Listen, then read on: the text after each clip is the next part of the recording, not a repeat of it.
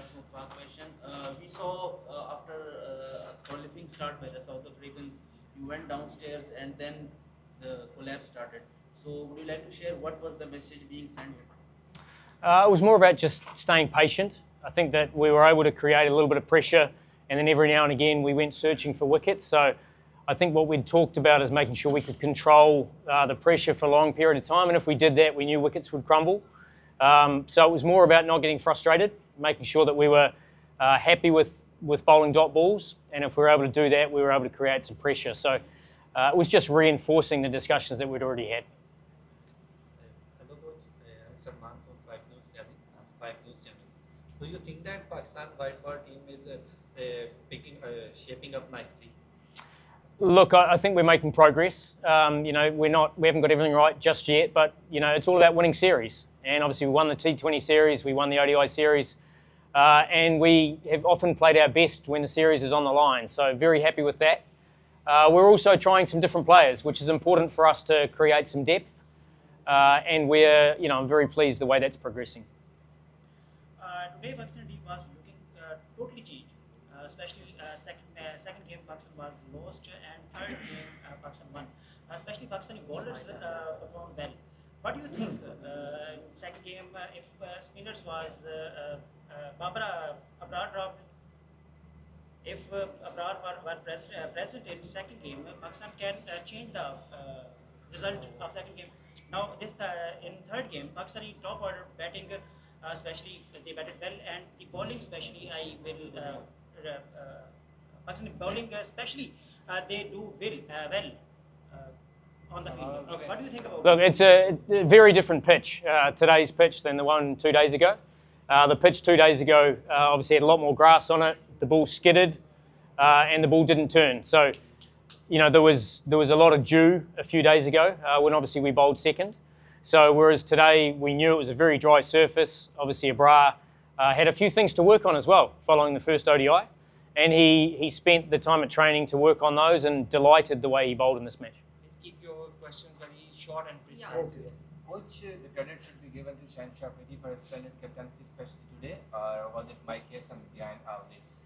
No, I mean, Shaheen Shah should get all of the credit. I think the way he rotated the bowlers, the way he assessed conditions, rotated the ends that guys bowled. Even when we took wickets, we didn't over-attack. You know, we understood what it was. So I thought Shaheen did an excellent job in this game. And he's growing in confidence. But I thought his decision-making today was excellent. Short and precise. Coach, Babar has been out of form, so what is the problem with him? Are you working on his techniques or what's going on with him? Babar's not out of form at all. Babar is actually in extremely good form. The first game he had one that skidded on and hit him about ankle height. Would have got any player in the world out. Today he looked in great touch, absorbed pressure, and then unfortunately ran himself out. So that's nothing to do with form. And I think he's continuing the positioning that he got in during the T20 series, which is very good. So I would expect him to get a big score in the coming games.